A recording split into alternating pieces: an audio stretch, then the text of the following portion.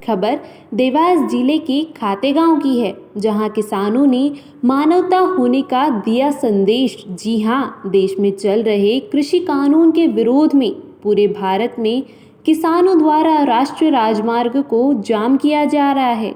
वहीं इसका असर खातेगांव में भी देखने को मिला, जहां सड़कों पर बैठे किसानों ने एम्बुलेंस को रास्ता खाली कर मानवता का धर्म निभाया। साथ ही इस विषय पर जानकारी देते हुए मेघा पाटकर ने किसान आंदोलन से संबंधित जानकारी दी। इनका जब गठबंधन खड़ा होगा और उनका राज होगा, आज मंडी में भारतीय जनता पार्टी के जो सदस्य ही नहीं पदाधिकारी भी है, वो भी हमारे कान में तो कहते हैं दीदी हमारी मंडी नहीं बचेगी।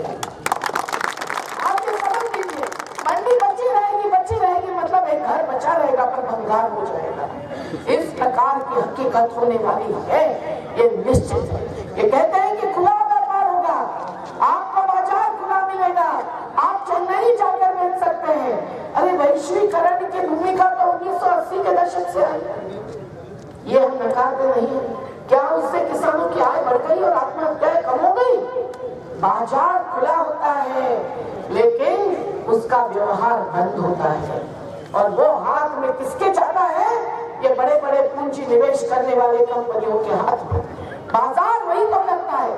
खेती स्वावलंबी थी, खेती की संस्कृति थी कभी, अब बीज भी गया, खाद भी गया।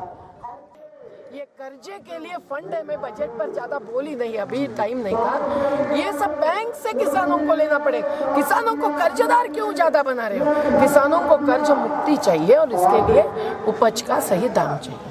इस कानून में काला क्या है? किसान जैविक खेती कर रहे हैं और जैविक खेती से उनको भरपूर लाभ मिलता है, तो जब मंडियों में वो चीज नहीं बिकती है और अन्य जगह बिकेगी तो उससे क्या नुकसान है किसान को? जैविक खेती करने से हमारा विरोध नहीं है, उसका हम पुरस्कार करते हैं। बहुत थोड़े लोग जैविक खेती कर रहे हैं, क्योंकि सरकार भी खुद जीएम फूड्स का प्रचार करती है, बीटी कॉटन ही नहीं, बीटी ब्रिंजल तक का, और वो कोई जैविक खेती के लिए प्रमोट नहीं कर रही है। किसानों को मुख्य क्या नुकसान है इस कानून से?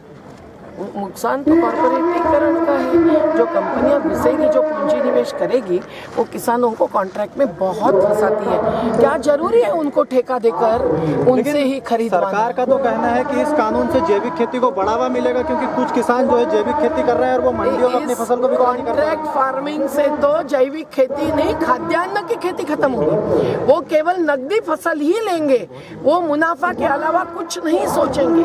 प्रॉफिट ओवर पीपल, ये अमेरिका में गूंजा हुआ नारा है। ट्रंप इन सभी नारों से हार गए, जबकि विकल्प रखा गया। तो ये कॉन्ट्रैक्ट में तो वो खाद्यान्न नहीं, केवल कपासी कपास बिकेगी। आपने किसानों को घर घर जाके न्योता दिया है, उनको पता है कि कानून गलत है कि सही है, उसके हिसाब से आज ये देखा नहीं गया है कि ट्रैक्टर रैली से कम भीड़ हुई है। ऐसा तो नहीं कि धीरे धीरे बंद होने की कगार पे।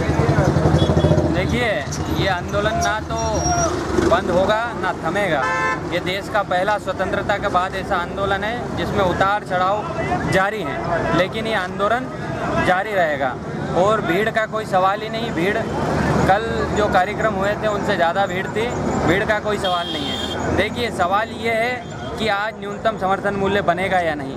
सवाल ये है कि ये 3 काले कानून वापस होंगे नहीं। सवाल ये है कि आज मोदी जी की क्या मजबूरी है कि आज 75 दिन से ज़्यादा किसान को हो गए हैं, दिल्ली के चारों तरफ किसान बैठे हैं, उसके बाद भी वो कानून वापस नहीं ले रहे हैं। सवाल ये है कि जो मोदी जी चुनाव यात्रा में घूम घूम कर कहते थे कि स्वामीनाथन आयोग रिपोर्ट लागू करेंगे, C2 का 50% दाम देंगे, वो आज क्यों नहीं दे रहे? सवाल ये है कि जो FCI जो 3000 करोड़ के कर्जे में थी, वो आज 1.5 लाख से 2 लाख करोड़ के कर्जे में है, और जो अडानी जी यहाँ एक दाने का भंडारण नहीं करते थे, वो आज 3 लाख क्विंटल का भंडारण कर रहे हैं। सवाल ये है, सवाल का भीड़ का नहीं है, सवाल असली ये है। तो सर, इसमें जैसे कि मैं पूछना चाहूँगा आपसे कि जैसे कि अभी हुई हिंसा दिल्ली में, कि वहाँ तो उस जगह किसानों को वहाँ से आंदोलन करने की कोशिश करी, तो यहाँ पे भी अगर ऐसी कोशिश हुई तो उसमें आप डटे रहोगे? कि आंदोलन समाप्त करें? देखिए, किसान ना तो कभी डरा है ना डरेगा। किसान हमेशा डटा रहा है। अंग्रेजों से भी जो स्वतंत्रता की जो लड़ाई थी वो किसानों ने लड़ी थी। आज जो काले अंग्रेज हैं जो उसी प्रकार की नीतियां अपना रहे हैं, फूट डालो, राज करो, धर्म में बांटो, जाति में बांटो, प्रदेश में बांटो, रंग में बांटो, भाषाओं में बांटो, ना तो किसान बटा है ना बटेगा। ये जो इन्होंने पैसे दे दे के जो गुंडों को भेजा था दिल्ली में हिंसा कराने के लिए, उसका पर्दाफाश हो गया है।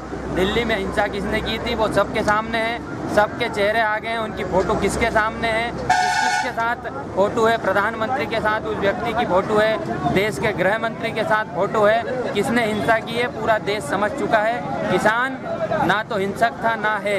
किसान 70 दिन तक बैठा रहा। किसान ने गोलियां झेली, किसानों ने पानी की बौछारें झेली, किसानों ने आंसू गैस के गोले झेले। यदि किसानों को हिंसक होना था तो उस दिन किसान हिंसक होता। ऐसी ही पीनी खबरों पर हम रखते हैं नज़र, तो देखते रहिए अखबार जगत।